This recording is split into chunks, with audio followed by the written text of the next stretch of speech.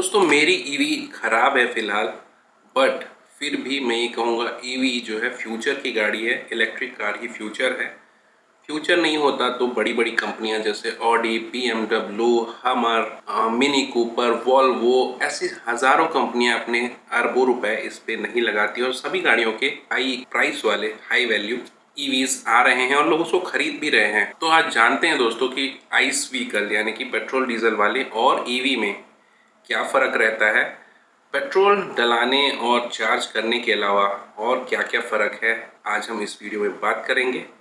AC में, break में, transmission में और बहुत सारी चीज़ें जिसको आप जान के हैरान हो जाएंगे। Let's go. तो पहला बात कर लेते हैं ब्रेकिंग का। नॉर्मल कार्स में फ्रिक्शन से ब्रेकिंग होता है, डिस्क ब्रेक हो चाहे ड्रम ब्रेक, फ्रिक्शन से ब्रेकिंग होती है। बट ईवी में डिस्क ब्रेक और ड्रम ब्रेक दोनों में से एक होता ही है, उसके साथ साथ मोटर से ब्रेकिंग होती है जिसको रीजनरेटिव ब्रेकिंग बोलते हैं। जब हम एक्सेलरेटर से पैर हटा लेते हैं तो गाड़ी का मोटर जो है जनरेटर की तरह काम करने लगता है, जिससे गाड़ी में ब्रेकिंग भी होती है, साथ में इलेक्ट्रिसिटी उत्पन्न होती है। इलेक्ट्रिसिटी जो है बैटरी को चार्ज करती है, तो इससे जो फ्रिक्शन वाले ब्रेक हैं वो कम घिसते हैं। सिर्फ इमरजेंसी कंडीशंस में ही वो वाले ब्रेक काम आते हैं और दो ब्रेकिंग होने की वजह से ईवी गाड़ियों की ब्रेकिंग बहुत ज़्यादा अच्छी होती है। तो नेक्सॉन ईवी में तो चारों डिस्क ब्रेक है, काफ़ी ज़्यादा गाड़ियों में चारों डिस्क ब्रेक आने लग गए हैं।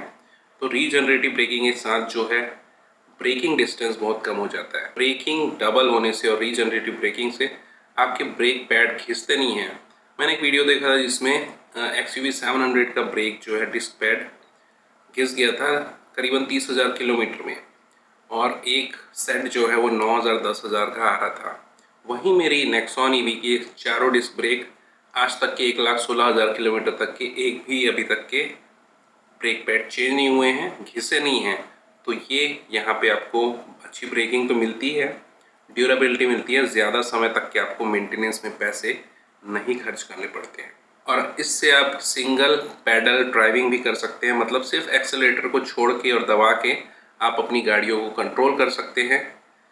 इमरजेंसी सिचुएशन को छोड़ के बाकी समय में आप सिंगल पैडल ड्राइविंग भी भीड़ वगैरह में यूज़ कर सकते हैं, जो काफ़ी कन्वीनियंट होता है। तो है ना ये कमाल की बात। दोस्तों दूसरा जो इम्पोर्टेंट डिफरेंस है वो है सेंटर ऑफ ग्रेविटी की। सेंटर ऑफ ग्रेविटी गाड़ी को स्टेबल बनाने में मदद करती है। किसी चीज़ का सेंटर ऑफ ग्रेविटी जितना नीचे होगा उतना ज़्यादा गाड़ी स्टेबल रहेगा। तो ईवीज़ में क्योंकि बैटरी फ्लोर पे रहती है, बैटरी सबसे ज़्यादा भारी पार्ट होता है ईवी का, मोटर भी नीचे की तरफ ही लगा रहता है और ऊपर की तरफ बहुत ज़्यादा चीज़ें भारी नहीं लगी होती हैं। तो जो सेंटर ऑफ ग्रेविटी है एक समान रूप से फैला होता है और नीचे की तरफ होता है। तो जब मोड़ पे स्टेबिलिटी वगैरह या पलटने का डर ये ईवीज़ में कम होता है, आप ज़्यादा सेफली ईवीज़ को चला सकते हैं।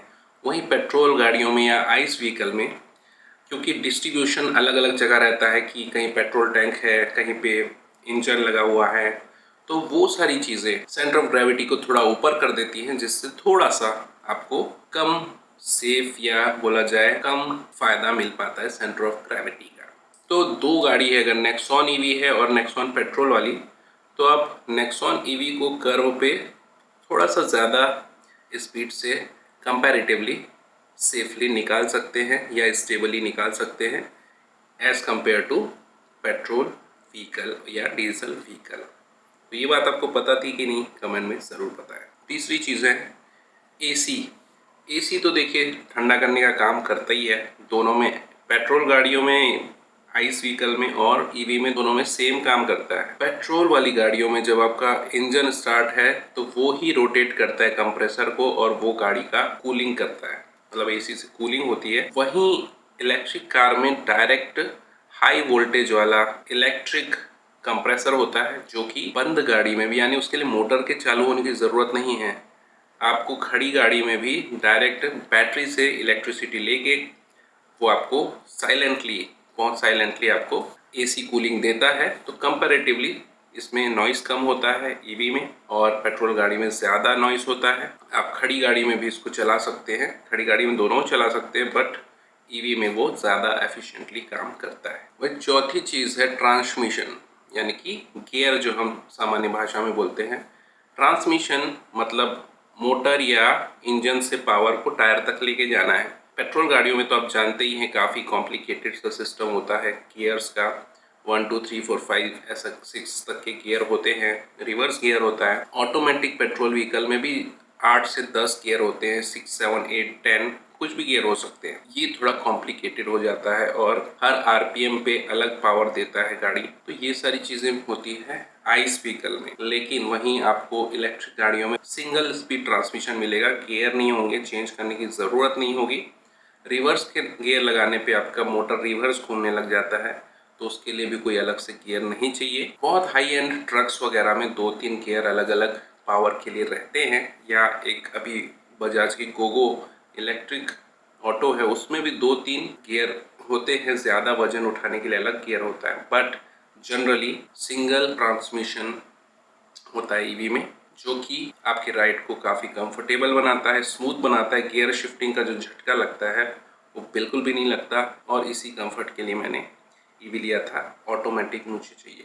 पांचवी सबसे इम्पोर्टेंट चीज़ की बात कर लेते हैं, क्योंकि ईवी में कम मूविंग पार्ट होते हैं, मतलब जो मोटर होता है वो कम पार्ट से बना होता है, इंजन जो है बहुत ज़्यादा पार्ट्स से बना होता है। तो ज़्यादा पार्ट्स होने की वजह से, गियर ट्रांसमिशन वगैरह होने की वजह से जो पेट्रोल या आइस व्हीकल है उसका मेंटेनेंस काफ़ी ज़्यादा होता है। इलेक्ट्रिक गाड़ियों का मेंटेनेंस मतलब 40% 30% जो ईवी की जो पेट्रोल की तुलना में इतना कम मेंटेनेंस उसका लगता है, तो काफ़ी पैसे मेंटेनेंस में भी बचते हैं। मैंने 1 लाख किलोमीटर अभी तक के प्लस चलाया हुआ है, उसमें मैंने 20 से 30 हज़ार रुपये टोटल मैक्स टू मैक्स खर्च किए होंगे मेंटेनेंस में। वहीं मेरी पेट्रोल गाड़ी है जो स्विफ्ट, वो भी 1,28,000 चल चुकी है, लेकिन उसमें मैंने मेरे ख्याल से 1.5 से 2 लाख रुपए खर्च कर चुके होंगे अभी तक के। तो ये डिफरेंस आप प्रैक्टिकली देख सकते हैं। अगली चीज़ है परफॉर्मेंस और एक्सेलरेशन। कुछ लोगों को लगता है कि भाई ईवी स्लो चलती है या पावर नहीं होती है, जिन्होंने कभी ईवी ट्राई नहीं किया है। मैं बोलूँगा आपको एक बार अगर आपको लेना हो या ना लेना हो, ज़रूर आप ईवी ट्राई करके ज़रूर देखें, ड्राइव करके ज़रूर देखें, शायद आपका मन बदल जाए। क्योंकि ईवी का जो एक्सेलरेशन है, जो पावर है, वो तुरंत आपको मिलेगा। जैसे ही आप गाड़ी चालू करते हैं आपको पूरा पावर टायर्स तक के पहुंचाने के लिए मोटर की मदद से मिल जाता है। कोई भी आरपीएम से बहुत ज़्यादा उसका रिलेशन नहीं होता, जैसे कि पेट्रोल गाड़ियों के साथ होता है। तो यहाँ पे आपको टॉर्क और एक्सेलरेशन तुरंत आपको मिलता है, वो बहुत अच्छी फीलिंग होती है। तो ये यहाँ पे फ़र्क है ईवी और आइस व्हीकल में। और अगली चीज़ है डिज़ाइन की फ्लेक्सिबिलिटी। ईवी में कम कंपोनेंट है आइस व्हीकल की तुलना में, तो ईवीज़ को आप अंदर में ज़्यादा स्पेस दे सकते हैं। जैसे आपने एमजी की विंडसर देखी होगी या कॉमेट देखी होगी, गाड़ियाँ वो अंदर से तो बहुत ज़्यादा स्पेशियस हैं, जितना बाहर से लगता नहीं है, क्योंकि ईवी में कंपोनेंट कम होता है और इंजन वाला पार्ट भी आप छोटा कर सकते हैं। तो ये फ़ायदा होता है। तो आपको लग्जरी स्पेस और लग्जरी इंटीरियर्स मिल सकते हैं इसके अंदर, और आप उस मोटर को कहीं भी फिट कर सकते हैं और बैटरी को कहीं भी फिट कर सकते हैं। तो एक फ्लेक्सिबिलिटी भी डिज़ाइन के लिए बनाने वालों को मिल जाती है। तो भाई कुल मिला के मैंने आपको बताया कि क्या डिफरेंस होता है जो जनरली लोगों को पता नहीं होता आइस और पेट्रोल व्हीकल में। उम्मीद है वीडियो पसंद आया होगा। आपके हिसाब से आप ईवी लेंगे या पेट्रोल गाड़ी लेंगे, इन सब फायदों को देखते हुए। इस वीडियो में फिलहाल इतना ही। Thank you so much. मिलते हैं नेक्स्ट वीडियो में। Bye bye.